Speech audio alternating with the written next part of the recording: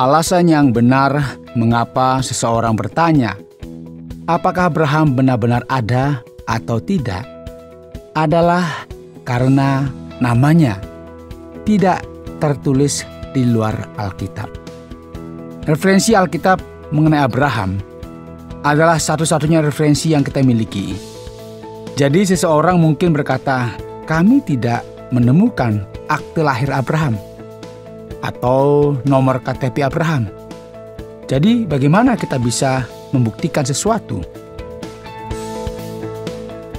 Saudara pendengar, bersama dengan saya Oti Priambodo dalam program Jalan 66. Senang sekali karena bisa mempersembahkan program yang memberikan pengetahuan Alkitabiah dan menyuguhkan kepada kita jalan keselamatan. Hari ini kita akan melanjutkan perjalanan kita untuk berkenalan dengan umat Kristen yang pertama di Romawi kuno. Ini merupakan rangkaian pembelajaran dalam kitab Roma, yaitu kitab ke-6 dalam Perjanjian Baru. Pak Yohanes akan membawa kita untuk menjelajahi pasalnya yang keempat, dengan tema Nasihat Iman Leluhur Kita, Bapa Abraham.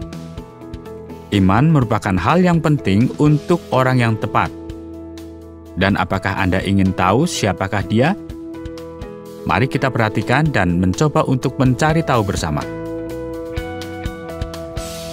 Pendengar yang dikasihi oleh Tuhan, kita telah belajar dari pasal yang pertama sampai yang ketiga dari kitab Roma. Dan kita telah melihat bagaimana baik bangsa Yahudi dan Yunani berada di bawah hukuman Allah, karena mereka tidak memiliki kebenaran yang layak untuk dipersembahkan kepada Allah. Khususnya karena pembenaran yang kita perlukan tidak bisa kita peroleh dengan mentaati hukum Taurat dan berbuat baik. Sekarang yang menjadi pertanyaan bagi mereka yang mengetahui perjanjian lama adalah, tunggu dulu. Bukankah pada waktu itu kita semua dibenarkan oleh karena melakukan hukum Taurat? Kami dianggap benar oleh karena melakukan hukum Taurat. Pada zaman Perjanjian Lama, kita bisa bermegah melalui keadaan kerohanian kita. Namun Paulus menepis semua ini dengan berkata, mungkin kalian tidak membaca ya Perjanjian Lama dengan teliti. Karena bukan hal ini yang dikatakan dalam Alkitab bahasa Ibrani. Teladan yang luar biasa yang kita miliki dalam Perjanjian Lama adalah bapa leluhur Israel, Abraham. Abrahamlah orangnya.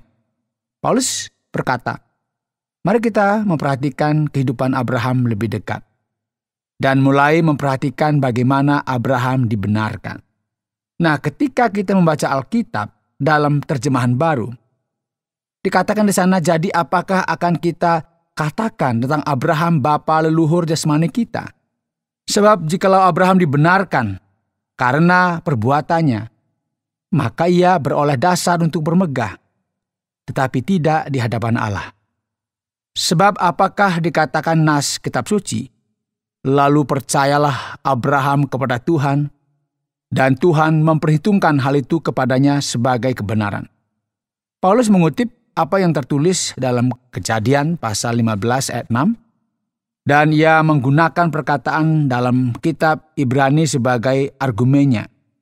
Ia menjelaskan bahwa Abraham tidak pernah menerima pembenaran semacam ini dari Allah oleh karena perbuatannya. Ia percaya kepada Allah, dan hal inilah yang membuat dia dibenarkan.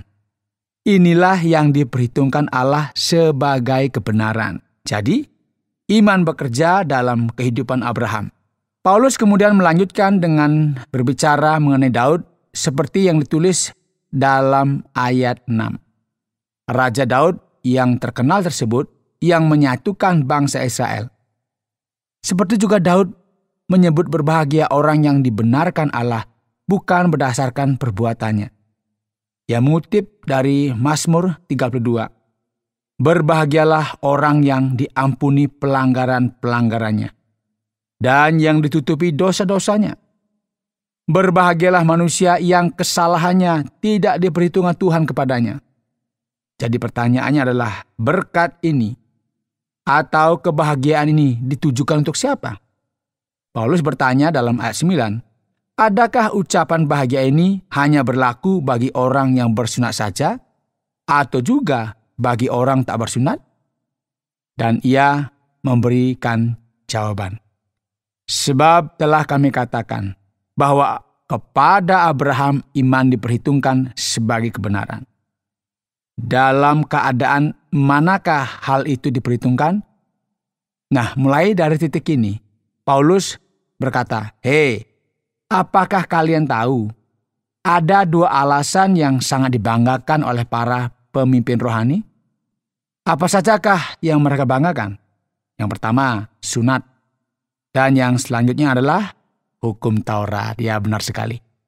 Jadi sekarang pertanyaannya adalah, dalam kasus Abraham, bagaimanakah ia dibenarkan oleh Allah? Bagaimanakah ia dianggap sebagai orang yang benar? Hal manakah dari kedua hal ini yang dinyatakan dalam kehidupannya, sunat atau hukum Taurat? Paulus berkata, kalian tidak ngerti kan? Nah, ayat 10 berkata, sebelum atau sesudah ia disunat? Bukan sesudah disunat, tetapi sebelumnya. Dan tanda sunat itu diterimanya sebagai meterai kebenaran berdasarkan iman yang ditunjukkannya sebelum ia bersunat. Demikianlah ia dapat menjadi bapa semua orang percaya yang tak bersunat, supaya kebenaran diperhitungkan kepada mereka, dan juga menjadi bapa orang-orang bersunat, yaitu mereka yang bukan hanya bersunat, tetapi juga mengikuti jejak iman Abraham, bapa leluhur kita, pada masa ia belum disunat. Paulus berkata, tidak perlu lagi kita berpikir bahwa Abraham dibenarkan oleh karena sunat. Hal ini tidak masuk akal sama sekali, sebab sunat diberikan sebagai tanda pembenaran oleh karena iman. Oleh karena itu Abraham menjadi bapa baik bagi orang Yahudi maupun orang bukan Yahudi, yaitu bagi mereka yang memiliki iman yang sama dengan imannya. Inilah mengapa ia disunat. Dan firman Tuhan menuliskan, sebab bukan karena hukum Taurat telah diberikan janji kepada Abraham dan keturunannya bahwa ia akan memiliki dunia, tetapi karena kebenaran berdasarkan iman. Sebab jika mereka yang mengharapkannya dari hukum Taurat menerima bagian yang dijanjikan Allah, maka sia-sialah iman dan batalah janji itu. Karena hukum Taurat membangkitkan murka, tetapi di mana tidak ada hukum Taurat, di situ tidak ada juga pelanggaran. Karena itulah kebenaran berdasarkan iman supaya merupakan kasih karunia, sehingga janji itu berlaku bagi semua keturunan Abraham, bukan hanya bagi mereka yang hidup dari hukum Taurat, tetapi juga bagi mereka yang hidup dari iman Abraham. Sebab Abraham adalah bapa kita semua. Firman Tuhan menyatakan kepada kita di sini bahwa hukum Taurat diberikan melalui iman. Oleh sebab itu, sejarah yang dibanggakan oleh bangsa ini, yaitu Bapa Abraham yang hebat itu sendiri saja tidak menerima pembenaran oleh karena sunat atau hukum Taurat. Hukum Taurat itu sendiri menghasilkan murka, karena melalui hal ini kita semakin melihat pelanggaran. Dan tidak ada seorang pun yang dapat dibenarkan oleh karena hal ini. Jadi, Rasul Paulus berkata, Abraham adalah bapa dari orang-orang yang bersunat maupun orang-orang yang tidak bersunat. Seperti ada tertulis, engkau telah kutetapkan menjadi bapa banyak bangsa di hadapan Allah yang kepadanya ia percaya, yaitu Allah yang menghidupkan orang mati dan yang menjadikan dengan firman-Nya apa yang tidak ada menjadi ada. Saudara, Paulus menuliskan tentang apa yang menjadi pengharapan dari Abraham, bahwa Allah akan menghidupkan Ishak kembali ketika ia mempersembahkan anaknya. Di akhir dari pasal ini, kita akan melihat bahwa Abraham memiliki iman, dan imannya adalah iman yang kokoh. Sebab sekalipun tidak ada dasar untuk berharap, namun Abraham berharap juga dan percaya bahwa ia akan menjadi bapa banyak bangsa menurut yang telah difirmankan. Demikianlah banyaknya nanti keturunanmu. Imannya tidak menjadi lemah, walaupun ia mengetahui bahwa tubuhnya sudah sangat lemah karena usianya telah kira-kira 100 tahun dan bahwa rahim Sarah telah tertutup. Tetapi terhadap janji Allah, ia tidak bimbang karena ketidakpercayaan. Malah ia diperkuat dalam imannya dan ia memuliakan Allah dengan penuh keyakinan bahwa Allah berkuasa untuk melaksanakan apa yang telah ia janjikan. Firman Tuhan juga akan mengutip sekali lagi dari ayat 22, yaitu bagian yang kita bisa temukan dalam Kejadian 15 ayat 6. Karena itu hal ini diperhitungkan kepadanya sebagai kebenaran. Kata-kata ini, yaitu hal ini diperhitungkan kepadanya, tidak dituliskan untuk Abraham saja, tetapi ditulis juga untuk kita, sebab kepada kita pun Allah memperhitungkannya, karena kita percaya kepada Dia yang telah membangkitkan Yesus Tuhan kita dari antara orang mati, yaitu Yesus, yang telah diserahkan karena pelanggaran kita dan dibangkitkan karena pembenaran kita. Paulus mengatakan semua ini dengan tujuan agar menunjukkan kepada kita bahwa pembenaran melalui iman bukanlah sesuatu yang baru. Bahkan di masa yang lampau, yaitu pada zaman Abraham, hal ini sudah terjadi. Sejak zaman Abraham, yaitu sejak zaman cikal bakal dari Israel, hal ini yaitu pembenaran dilakukan berdasarkan iman. Abraham tidak disunat supaya ia dapat dibenarkan. Terlebih lagi ia tidak mentaati hukum Taurat dengan maksud yang sama. Ia dibenarkan karena ia percaya kepada Allah dan ia setia kepadanya.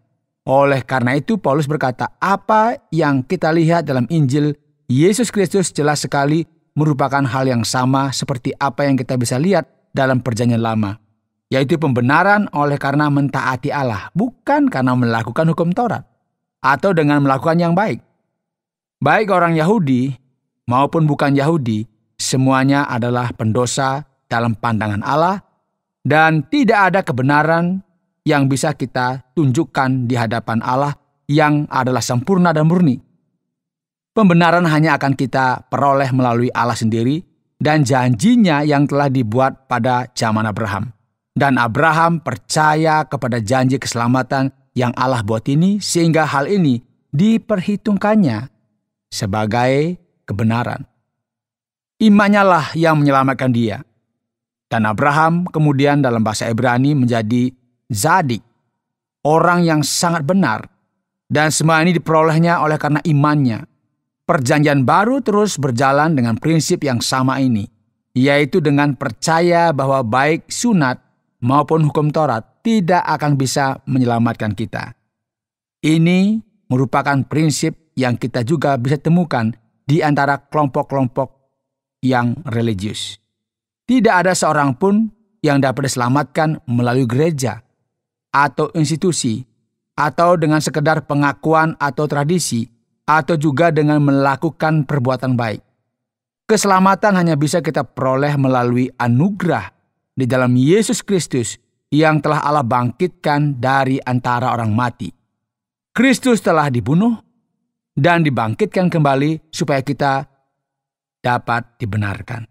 Dan oleh karena pengorbanan Kristus, ketika kita beriman kepada Dia, kita dinyatakan benar oleh Allah. Abraham diselamatkan oleh karena hal ini. Demikian juga kita. Kita juga akan memperoleh keselamatan dengan melakukan hal yang sama. Jadi, saudara, mari kita beriman. Anda sedang mendengarkan Jalan 66 dalam rangkaian Surat Roma pasal yang keempat yang telah dijelaskan oleh Pak Yohanes dengan topik Nasihat Iman Leluhur Kita, Bapak Abraham. Sekarang mari kita lanjutkan pada bagian yang kedua dalam program ini. Pembelajaran kita dalam kitab Roma pada pasal yang keempat ini memang sangatlah mengasihkan. Dan saya akan mulai bertanya kepada Bapak Yohanes untuk pertanyaan sekitar kitab Roma pasal yang keempat ini. Pak Yohanes, apakah benar bahwa Abraham memang ada? Banyak orang bertanya-tanya kepada diri mereka sendiri, apakah tokoh dalam Alkitab ini memang benar-benar ada? Apakah mereka ini orang yang nyata begitu? Iya, Pak Oti. Ini memang merupakan sebuah pertanyaan yang sangat-sangat signifikan ya. Banyak orang bertanya-tanya, apakah tokoh-tokoh dalam Alkitab ini benar-benar ada? Ini adalah pertanyaan yang sah-sah saja, boleh-boleh saja, nggak ada yang salah. Dan kita bisa bertanya kepada diri kita sendiri mengenai pertanyaan semacam ini terhadap orang-orang yang ada di masa lampau. Apakah benar mereka ini memang ada? Namun, di dalam sisi yang lain, pertanyaan ini sering kali tidak masuk akal karena ada dua kriteria yang kita perlu pertimbangkan. Yang pertama adalah sangat kurangnya dokumentasi yang membuktikan keberadaan dari tokoh-tokoh ternama dalam sejarah Yunani Romawi ini.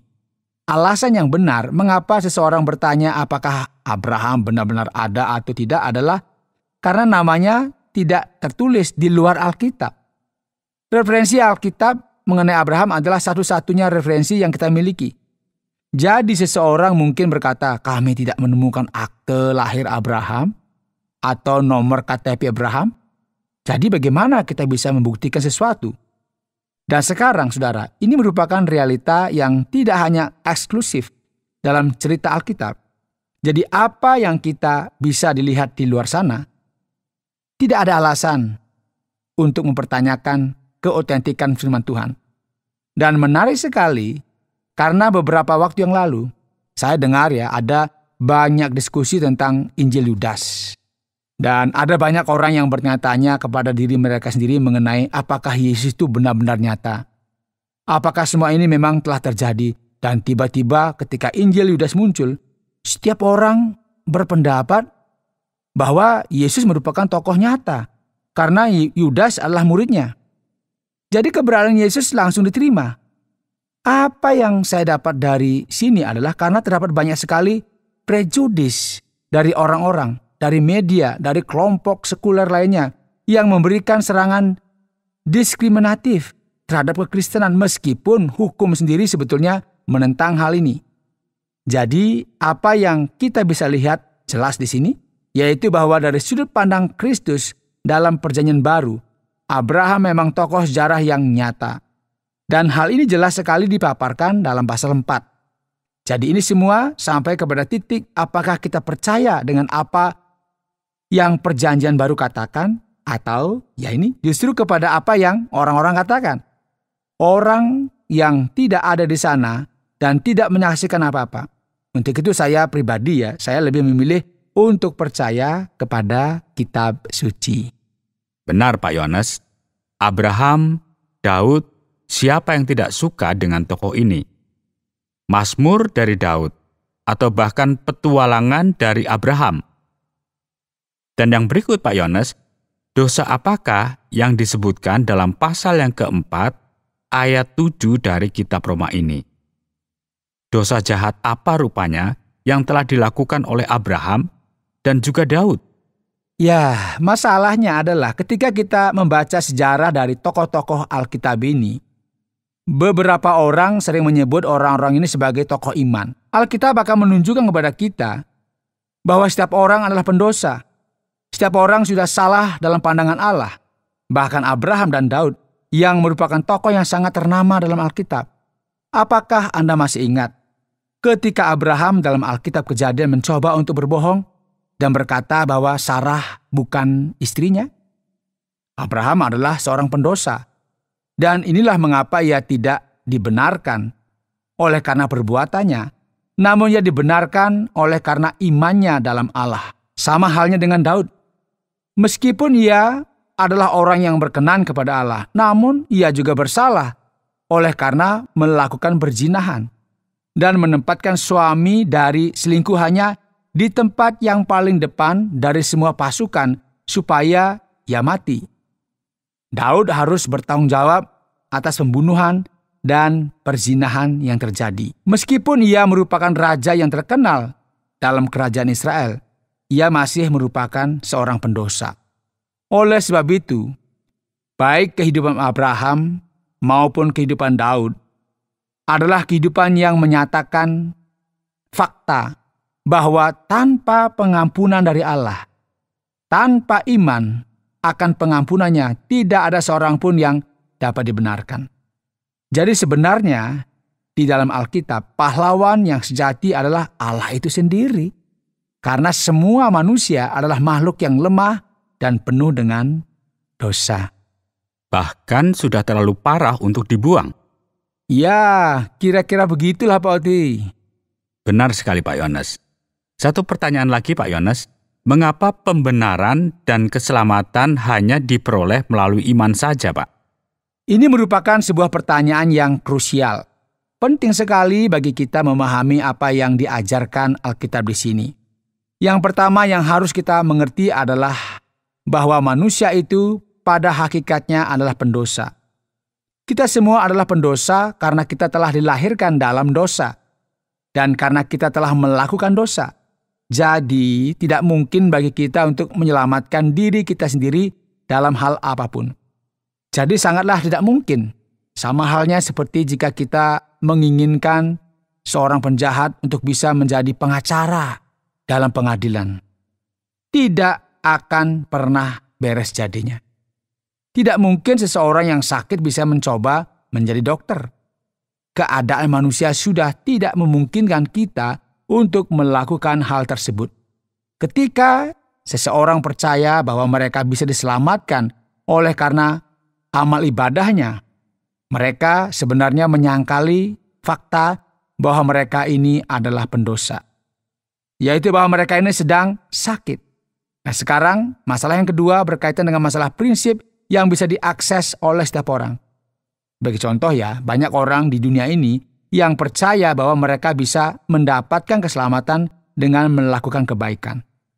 Namun jika kita perhatikan dengan seksama, kita akan menyadari bahwa kebanyakan orang yang percaya akan hal ini adalah orang dari golongan menengah ke atas. Karena mereka memiliki sumber dana yang cukup untuk melakukan kebaikan-kebaikan ini. Kebanyakan orang ini dari golongan menengah ke bawah, dari golongan yang lebih miskin, tidak berpikir demikian. Jadi ini merupakan cara pikir kaum elit. Dan ketika kita berbicara mengenai keselamatan yang merupakan hasil dari pengetahuan, maka hanya orang yang cerdas saja yang bisa mendapatkannya. Meskipun yang kita percaya adalah bahwa keselamatan merupakan hasil dari kerja dan perbuatan baik pada orang lain, maka orang tua, anak-anak, orang difabel akan mengalami kesulitan untuk memperoleh keselamatan. Akan lebih sulit juga untuk mereka melakukan perbuatan baik sebagai contoh. Jadi inilah mengapa prinsip dasar yang dinyatakan di dalam Injil adalah bahwa keselamatan hanya kita peroleh melalui iman. Setiap orang dapat memahami hal ini dan mempercayainya. Bahkan seorang anak bisa memahami Injil dengan cara demikian. Jadi yang benar adalah tidak ada seorang pun yang memiliki hak untuk membanggakan diri karena kita ini bukan apa-apa di hadapan Allah. Tidak ada satu hal pun yang dapat membeli keselamatan. Jadi kriteria iman adalah sebuah kriteria yang universal. Dan inilah kehidupan. Seseorang yang hanya akan melakukan sesuatu ketika mereka percaya dengan hal tersebut. Ketika mereka memiliki iman, itulah hal yang terbaik yang bisa kita lakukan. Dan inilah kehidupan. Setiap orang yang sombong, yang membanggakan diri dan tidak pernah mengakui masalah mereka, akan berakhir dengan kehidupan yang hancur. Mereka pergi ke dokter namun menolak untuk mengakui sakit penyakit yang mereka derita. Dan akibatnya, mereka akan mati. Ketika sebuah tim yang akan bertanding merasa bahwa mereka lah yang terhebat, akhirnya mereka akan kalah. Dan inilah prinsip Allah. Jangan sombong, terimalah kenyataan bahwa Anda memiliki kebutuhan. Percayalah kepada Allah, dan Ia akan menganugerahkan kepadamu keselamatan oleh iman. Dan ini semua diberikan dengan cuma-cuma alias gratis. Baik, terima kasih banyak Pak Yohanes. Senang sekali bisa mendengarkan untuk semua jawaban yang sudah disampaikan oleh Pak Yohanes. Pendengar terkasih yang saat ini masih tetap setia dengan seksama untuk mendengarkan program ini, jangan kemana-mana dulu, karena kita akan bersama-sama mendengarkan tentang kesimpulan pada kitab Roma pasal yang keempat ini. Saudara, hari ini dalam program Jalan 66, kita telah mempelajari pasal 4 dari kitab Roma. Kita telah berbicara mengenai nasihat mengenai iman dari bapa pendahulu kita, yaitu Bapa Abraham. Jika kita memperhatikan kehidupan Abraham, kita akan melihat bagaimana ia memperoleh pembenaran dari Allah. Ini diperolehnya bukan karena sunat atau dengan mentaati hukum Taurat. Abraham diselamatkan oleh karena iman. Dan apa yang bisa kita pelajari dari semua ini, saudara? Kita belajar bahwa kita perlu mengakui kebenaran. Kita semua sudah putus asa, ya, dan membutuhkan pertolongan. Salah satu masalah yang terbesar dalam kehidupan adalah bahwa banyak orang yang lari dari kenyataan. Dan mereka memerlukan pertolongan. Seringkali seseorang yang memiliki masalah kesehatan yang serius justru lari menjauh dari perawatan yang mereka perlukan. Ada orang yang memiliki permasalahan dengan obat-obatan, alkohol, masalah keluarga, dan masalah-masalah lainnya. Hasilnya, mereka gampang sekali mencoba untuk lari dari kehidupannya. Dan inilah mengapa masyarakat kita merupakan masyarakat yang suka mencari hiburan. Masyarakat yang dikuasai narkoba dan hidup dalam pengasingan. Kita perlu menerangi kembali pengharapan kita dan keluar dari lingkaran yang ganas ini. Selalu ada harapan dalam Allah jika kita percaya. Jika kita beriman kepada Dia, dan sama seperti seorang pemain yang yakin dalam sebuah permainan yang ia mainkan, dan mencetak skor, kita perlu membangun iman kita dan percaya kepada Allah juga. Karena keselamatan dan pembenaran merupakan berkat rohani, yang merupakan obat bagi permasalahan yang kita alami, yang telah disediakan Allah bagi kita melalui Yesus Kristus. Jadi mari kita berjalan ke arah ini, pendengar yang dikasihi Tuhan, karena sebenarnya ya kita perlu Allah dan Ia akan memberkati kehidupan kita. Saudara pendengar, karena waktu yang tidak memungkinkan, kita akhiri program Jalan 66 kali ini. Kami menantikan Anda untuk tetap mengikuti pelajaran berikutnya dalam lanjutan pembelajaran Alkitab yang memberikan pelajaran menyeluruh tentang firman Tuhan. Jika Anda memiliki pertanyaan atau berespon terhadap topik berhubungan dengan program ini, silakan menyampaikan melalui WhatsApp ke nomor 081 333 777 386. Terima kasih atas perhatian Anda.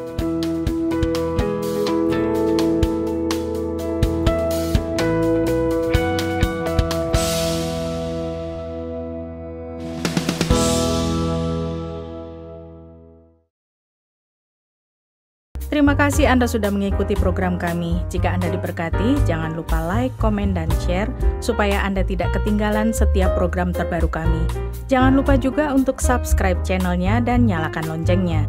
Jika Anda ingin mendukung pelayanan kami, bisa melalui rekening kami berikut ini atau menghubungi kami di sini.